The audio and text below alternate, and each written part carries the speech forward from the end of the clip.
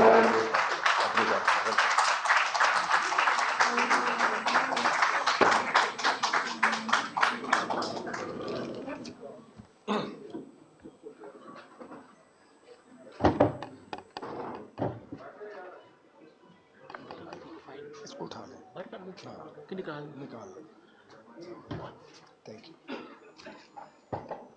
اللہ الرحمن الرحیم.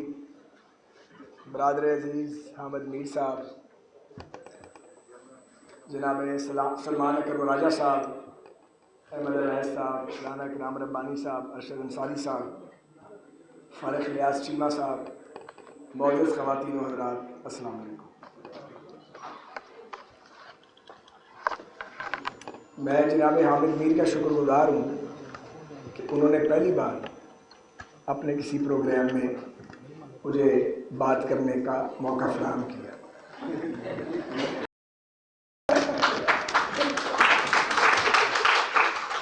آپ میں سے بہت سو کو شاید معلوم نہیں ہوگا، میر صاحب سچ بول رہا نا، تاکہ شروع ہونا ہے.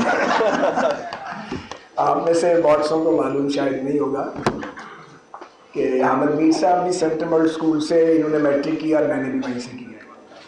میر صاحب سلمان رفیق صاحب کے کلاس فیلو ہیں اور مجھ سے 2 سال جونیئر تھے اسکول. آگے جا کے اسٹوڈنٹ پالیٹکس میں اکٹھے ہوئے اور میر صاحب جیسے آ جائیں بالکل بین ہی ویسے ہی تھے پہلے دن سے، روز اول سے ہی اسی طرح کے ہی، کوئی فرق نہیں آیا.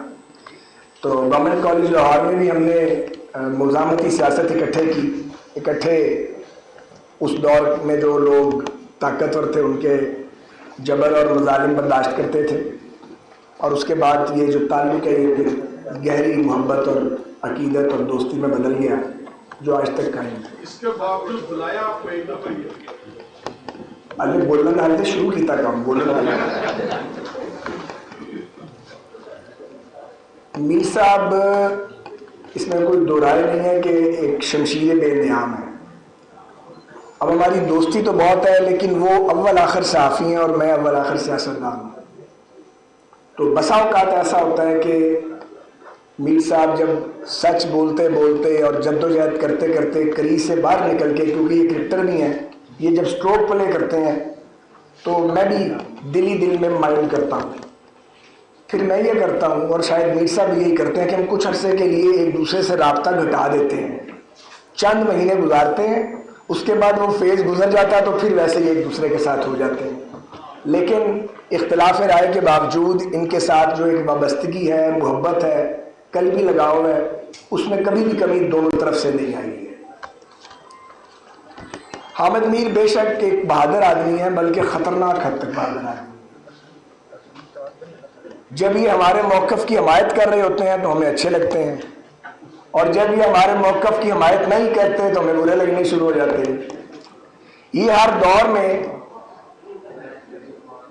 ایک جو جدوجہد کرنے والے لوگ ہیں ان کے ہیرو بن جاتے ہیں، اور جو حکمران ہوتے ہیں ان کے لیے یہ ویلن بن جاتے ہیں. انہیں قومی سلامتی کے لیے خطرہ بھی قرار دیا جاتا ہے. انہیں بعض ناعاقبت اندیش ملک دشمن بھی قرار دیتے ہیں، بعض بد زبان انہیں غدار بھی قرار دیتے ہیں. آپ کو پتہ اس ملک میں ملک دشمنی، قومی سلامتی سے متصادم ہونا اور غداری، یہ سرٹیفکیٹ تو بانٹے جاتے ہیں. پتہ نہیں کب تک یہ بدقسمتی ہماری اس ملک میں جاری رہے گی. تو حامد میر صاحب ہر دور میں معتوب بھی ہوتے ہیں اور محبوب بھی ہوتے ہیں. کسی کے لیے محبوب ہوتے ہیں اور کسی کے لیے معتوب ہوتے ہیں. لیکن حامد میر کا سفر الحمدللہ جاری ہے. بامز، تھریٹس اور ان پر جان لیوا قاتلانہ حملے بھی حامد میر کو اپنی راہ سے ہٹا نہیں سکے الحمدللہ.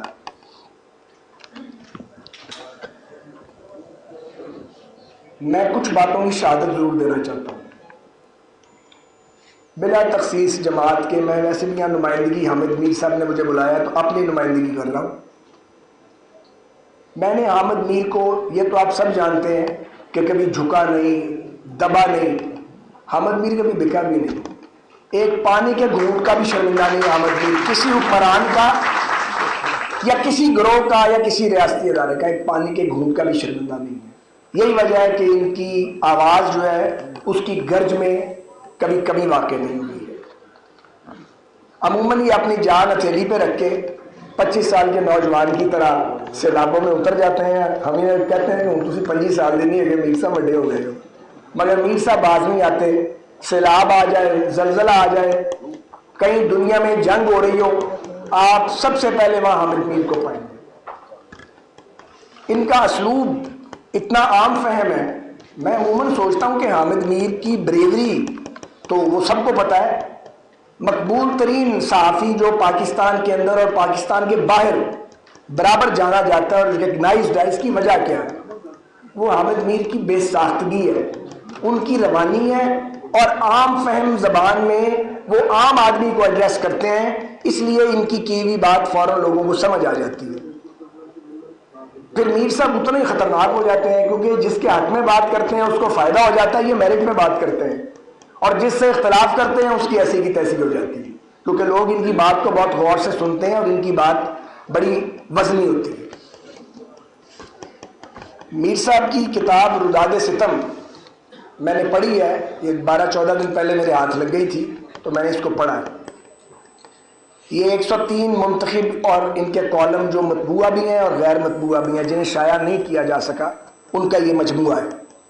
اس میں ایک تحریر ہے جو ابتدا میں ہے, کس کی روداد ستم. آپ اسے پڑھ لیں, وہ پوری کتاب کا نچوڑ ہے اور وہ حاصل کلام ہے. اسی طرح پاگل فلسفی کا ناچ جو 1967 میں آغا شورش کشمیری مرحوم نے چٹان میں اپریل 67 کے شمارے میں شائع کی تھی, انہوں نے اس کو ریپروڈیوس کیا اور اس کے ساتھ پھر اپنی رائے دی ہے.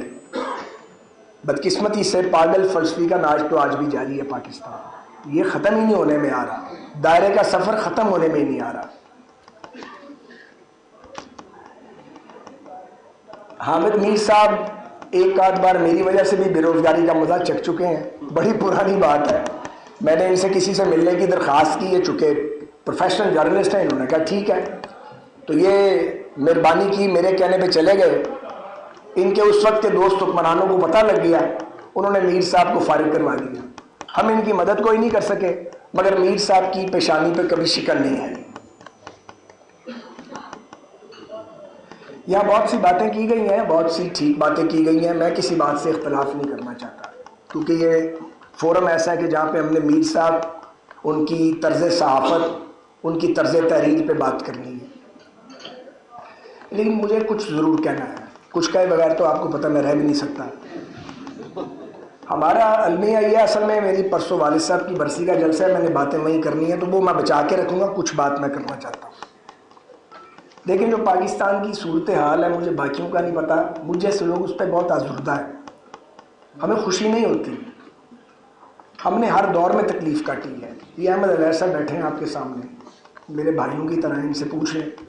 مسلم لیگ کا دور اقتدار تھا, میں ان کے دفتر میں بیٹھا ہوا تھا, احمد اویس صاحب کے, ان کو شاید یاد ہے یا بھول گیا ہے, اسلم دار صاحب ان کے جونیئر تھے, تو میری گرفتاری ان کے دفتر سے ہوئی تھی. بہت پرانی بات ہے, 80s کی بات ہے, 86 کی بات ہے. 7-8 مہینے کاٹ کے میں واپس آیا تھا. ہر دور میں جیل کاٹی ہے, اپنے دور میں بھی کاٹی ہے, کسی دور میں مفر نہیں ہے. تو ہر دور میں جیل کاٹنے کے بعد, 50 سال سیاست کرنے کے بعد, ڈان سوٹے کی سیاست بھی کی ہے اسٹوڈنٹ پالیٹکس میں, وہ بھی پتہ, احمد میر صاحب ساتھی تھے اس وقت بھی. تو بہت لڑائی لڑی ہے زندگی میں, مجھے کچھ باتیں سمجھ آ گئی ہیں, وہ نچوڑ ہے. میں آپ سے گزارش یہ کرنا چاہ رہا ہوں کہ اگر ہم چاہتے ہیں کہ اصلاح احوال ہو, پھر ہمیں اپنے کیے پہ شرمندہ ہونا پڑے گا. کوئی سیاستدان, کوئی لیڈر, کوئی جرنیل, کوئی جج اپنے اداروں اور اپنے جماعتوں کے کیے پہ کبھی میں نے نادم ہوتا نہیں دیکھا. اس میں سب شامل ہیں, اکراس دی پارٹی لائن. اگر آپ یہ سمجھیں کہ شرمندہ ہوئے بغیر اور اپنی غلطیوں کو مانے بغیر ہم آگے بڑھ سکتے ہیں, مجھے نہیں لگتا کہ ہم آگے بڑھ سکتے ہیں. یہ دائرے کا سفر جاری رہے گا. کل کوئی معطوب تھا, آج کوئی معطوب ہے, پرسوں کوئی اور معطوب ہوگا, پھر کسی اور کی باری ہے. باریاں دائرے کے سفر میں آتی رہیں گی جب تک ہم شرمساری محسوس نہیں کریں گے, اپنے کیے پہ نادم نہیں ہوں گے اور ایک دوسرے کے لیے قوت برداشت پیدا نہیں کریں گے. جب تک ہم ایک دوسرے کو برداشت نہیں کریں گے, مخالفانہ جو موقف ہے اس کو ہم سننے کی صلاحیت اور سکت جو ہے وہ نہیں رکھیں گے, یقین کریں ہم ایک دوسرے سے دست و گریبان رہیں گے اور یہ ریاست ہچکولے کھاتی رہے گی اور مسلسل ایک زلزلہ ہے جو ختم ہونے میں نہیں آ رہا، وہ جاری رہے گا۔ یہ بہت افسوسناک ہے، سیاسی کارکنوں کو خراب کرنا، سیاسی جماعتوں کو توڑنا، سیاسی جماعتوں کا ٹوٹنا، لیکن اس میں ہم بھی حصے دار ہیں۔ ہم نے بھی کم نہیں کی، ہم اپنی جماعتوں میں جمہوریت نہیں دیتے، ہماری جماعتیں ایک لیڈر کے گرد گھومتی ہیں اور ہم شرک کی حد تک جاتے ہیں اس کے پیچھے، اور جماعتوں کے اندر بھی بولنے کی جرت نہیں کرتے، اور اگر کوئی جماعت کے اندر بولے وہ سائیڈ لائن کر دیا جاتا ہے۔ اور مخلص سیاسی کارکن ہر دور میں جمہوریت کا علم انہیں پکڑا دیا جاتا ہے، وہ لڑتے ہیں، لڑتے لڑتے میں نے پہلے بھی کہا تھا وہ مخالفین کی صفوں میں گھس جاتے ہیں، یا تو مخالف مار دیتے ہیں، اگر بچ کے آ جائیں تو اپنے مار دیتے ہیں۔ تو یہ اس پاکستان کی سیاست کا خلاصہ ہے۔ تمام سیاسی جماعتوں کو اپنے اندر پہلے جمہوریت لانی چاہیے۔ ہم اس ملک میں جمہوریت مانگتے ہیں، اپنی جماعتوں میں جمہوریت دیتے نہیں ہیں، نہ ورکنگ کمیٹیز کی کوئی میٹنگ ہوتی ہے، نہ پارٹیوں میں کوئی الیکشن ہوتے ہیں۔ ایک پارٹی کی کہانی نہیں، ہر پارٹی کی یہی کہانی ہے سوائے جماعت اسلامی کے، اچھا لگے یا برا لگے کسی کو۔ تو مقبولیت لیڈر کی بڑی امپورٹنٹ ہے، لیکن کیا لیڈر اکیلا ہی مقبول ہو جاتا ہے؟ جو سیاسی کارکن ایندھن بنتے ہیں ساتھ، جو ماریں کھاتے ہیں، جو اقتدار تک لے کے جاتے ہیں، جو مشکل وقت میں ساتھ جیتے مرتے ہیں، اپنے پورے پورے خاندان داؤ پہ لگا دیتے ہیں، ان کی جماعتوں میں سے ہونی چاہیے یا نہیں ہونی چاہیے؟ ان کی کوئی سے نہیں ہوتی۔ تو یہ ہمارے اپنے علمی ہے۔ کبھی کبھی زمانہ جنگ آ جاتا ہے، زمانہ امن بھی آتا ہے۔ جب سیاسی جماعتوں پہ زمانہ امن آتا ہے ہم اس وقت کو ضائع کر دیتے ہیں، وہ ہم اپنے مخالفین کو گھسیٹنے اور رگیدنے میں مصروف ہوتے ہیں۔ جو بھی یہ سمجھتا ہے، آج یہ سمجھتا ہے یا کل ماضی میں یہ سمجھتا تھا کہ وہ اپنے مخالف کا سر قلم کر کے وہ آگے بڑھ جائے گا، اسے پتہ ہونا چاہیے کہ اس کا اپنا بھی سر قلم ہوگا۔ قانون قدرت کو ہم روک نہیں سکتے۔ سو اگر پاکستان کو ہم بحرانوں سے نکالنا چاہتے ہیں، اور اگر ہم چاہتے ہیں کہ حامد میر صاحب کی سوچ کے مطابق اس ملک میں آئین، قانون اور جمہور کی حکمرانی ہو، تو پھر یہ لازم ہے کہ ہم ایک دوسرے کو برداشت کرنے کا مادہ پیدا کریں، مزاحمت کی سیاست کریں، لیکن اس کے اندر تدبر اور فراست بھی ہونا چاہیے۔ دیوار میں ٹکرے مارنے کی ضرورت نہیں ہے۔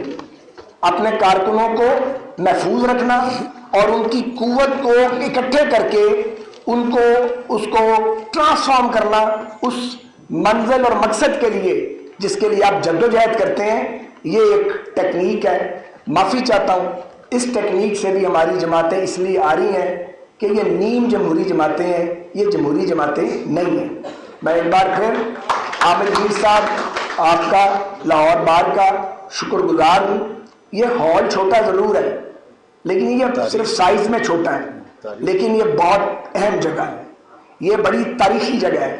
یہاں پہ ہمیشہ جمہوریت کی بات ہوئی، رول آف لا کی بات ہوئی، اور آپ کی برادری نے ہمیشہ قانون کی بالادستی کا ساتھ دیا۔ یہ الگ بات ہے کہ جب ججز موومنٹ چل رہی تھی، مجھے 1 منٹ دے دیں کیونکہ میں کراچی شودا ہال میں کھڑا ہوں، ختم کر دوں گا۔ جب ججز موومنٹ چل رہی تھی اور ہم سب جو اسٹیج پہ موجود ہیں، کوئی ایک بھی ایسا نہیں ہے جو اکٹھے نہیں تھا، ہم سب اکٹھے تھے۔ ہم جیلوں میں گئے، خجل خوار ہوئے، پر اب میں سوچتا ہوں یہ ہم نے کیا کیا، ضرورت کیا تھی؟ ہم پیپلز پارٹی سے لڑ پڑے، P T I, Jamaat Islami, P M L N, ہم اکٹھے تھے۔ حامد خان صاحب، میں اور لیاقت بلوچ صاحب اس کی اسٹیئرنگ کمیٹی کے ممبر تھے جس نے سارا وہ لانگ مارچ آرگنائز کیا۔ سب نے جدوجہد کی، سب کا حصہ عدلیہ کی بحالی میں۔ لیکن آپ یہ دیکھیں کہ ججز بحال ہو گئے، ہم نے سمجھا کہ اب آزادی عدلیہ کی آزادی کا سورج طلوع ہوگا اس ملک میں، اور آزاد جج اور سیاسی جماعتیں مل کے ایک صحیح ڈیموکریٹک کلچر کی بنیاد رکھے گی۔ سارا کام ہی الٹ گیا، اور جن کے لیے لڑے انہوں نے آتے ہی جمہوریت میں یلغار کیا اور پیپلز پارٹی کی حکومت کو گرانے کی کوشش کی۔ بہرحال یہ ہمارے علمی ہیں، ہمیں اپنے علمیوں سے سبق سیکھنا چاہیے، اور ہمیں ایک دوسرے کی بے عزتی سے گریز کرنا چاہیے، اور ایک دوسرے کے وجود کو ماننا چاہیے۔ میں پہلے بھی کہہ چکا ہوں، میں بار بار کہتا ہوں، اور میں یہ بات کہتا رہوں گا کہ کوئی کسی کی سیاست ختم نہیں کر سکتا، کوئی کسی کو مائنس نہیں کر سکتا۔ سیاسی جماعتیں حقیقتیں ہوتی ہیں، ہم ایک دوسرے کو ریڑھنے کے لیے ایک دوسرے کو خراب کرنے کے لیے اور دوسرے کے پاؤں کاٹ کے اپنا قد بلند کرنے کے لیے ہم سب نے یہ حرکتیں کی ہیں. ہم مل جاتے ہیں، حرکتیں کرتے ہیں، لیکن پاکستان میں دائرے کا سفر جاری ہے. اگر ہم نے اپنے ملک کو منزل مراد پر پہنچانا ہے تو پھر ہمیں سول سرچنگ کرنی پڑے گی اور ہمیں اچھے سے سوچنا پڑے گا پاکستان کی پولیٹیکل پارٹیز کو وہ مقبول ہیں یا کم مقبول ہیں. ایک دن ان کو بیٹھنا پڑے گا، انہیں سر جوڑنا پڑے گا اور ایک نیا میثاق جمہوریت کرنا پڑے گا. پاکستان پائندہ.